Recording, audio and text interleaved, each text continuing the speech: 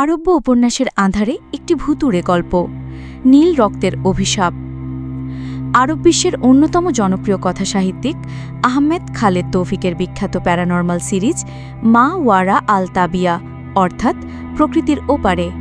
এই সিরিজের কেন্দ্রীয় চরিত্র ডক্টর রিফাত ইসমাইল, একজন মিশরীয় হেমাটোলজিস্ট, যিনি ক্রমাগত অতিপ্রাকৃত ঘটনার মুখোমুখি হন। তারই একটি বিখ্যাত উপন্যাস উস্তুরাত আল দাম অর্থাৎ রক্তের পৌরাণিক কাহিনী অবলম্বনে এই ভুতুড়ে গল্পটি লেখা হল। গল্প: কায়রোর এক ধুলোমাখা বিকেলে পুরনো এক বন্ধুর আমন্ত্রণে তার পৈতৃক বাড়িতে গিয়েছিলেন ডক্টর রিফাত ইসমাইল। বন্ধুর নাম আদেল। উদ্দেশ্য ছিল তাদের পরিবারের একটি পুরনো রহস্যের সমাধান করা, যে রহস্য তাদের পুরুষানুক্রমে তাড়া করে বেড়াচ্ছে। আদেলের পরিবার বিশ্বাস করত যে তাদের বংশের প্রতি এক প্রজন্ম পরপর একজন সদস্য এক অদ্ভুত এবং ভয়ঙ্কর অভিশাপের শিকার হয়। অভিশাপটি হল নীল রক্ত।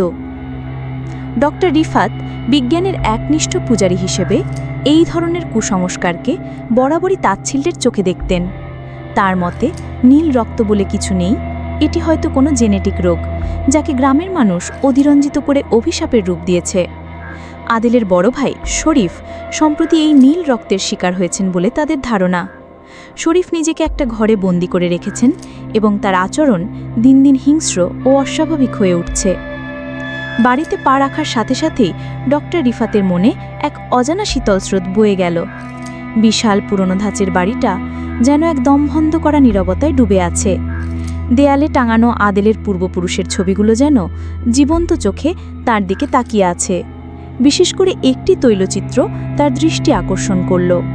ছবিতে এক লম্বা ফ্যাকাশে চেহারার লোক, যার চোখের দৃষ্টিতে ছিল এক অশুভ শীতলতা। আদেল জানালো এই ব্যক্তি তাদের এক পূর্বপুরুষ, যিনি প্রথম এই নীল রক্তের অভিশাপের শিকার হয়েছিলেন বলে কথিত আছে। ডক্টর রিফাত শরীফের সাথে দেখা করতে চাইলেন। অনেক ইতস্তত করার পর আদেল তাকে শরীফের ঘরের দরজার সামনে নিয়ে গেল। দরজাটা বাইরে থেকে বন্ধ ছিল। ভিতর থেকে ভেসে আসছিল এক অদ্ভুত গোঙানির শব্দ, যা কোনো মানুষের বলে মনে হচ্ছিল না।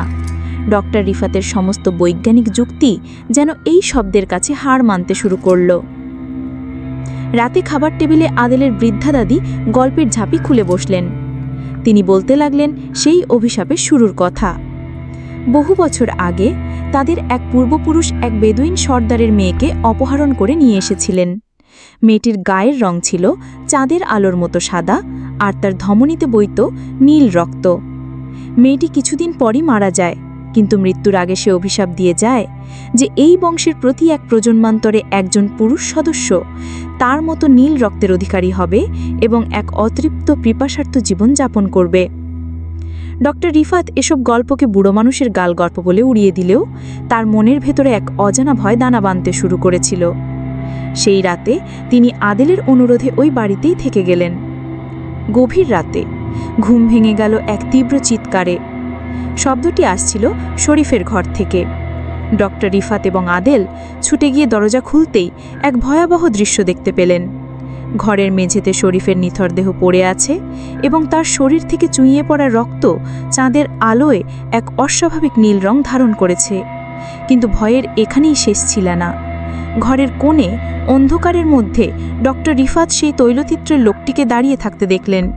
তার ফ্যাকাশে মুখে লেগেছিল এক পৈশাচিক হাসি এবং তার ঠোঁটের কোণ বেয়ে গড়িয়ে পড়ছিল তাজা নীল রক্ত। আতঙ্কে ডক্টর রিফাতের গলা শুকিয়ে গেল। তিনি বুঝতে পারলেন এটা কোনো জেনেটিক রোগ নয়, বরং এক অতৃপ্ত আত্মার অভিশাপ, যা প্রজন্ম থেকে প্রজন্মান্তরে শিকার খুঁজে বেড়ায়। সেই অশরীরী আত্মা, সেই বেদুইন সর্দারের মেয়ের অতৃপ্ত প্রেমিকের আত্মা, যে তার প্রেমিকার মৃত্যুর প্রতিশোধ নিতে প্রতি প্রজন্মে ফিরে আসে। সেই রাতের পর ডক্টর রিফাত ইসমাইল আর কখনো পেছনে ফিরে তাকাননি।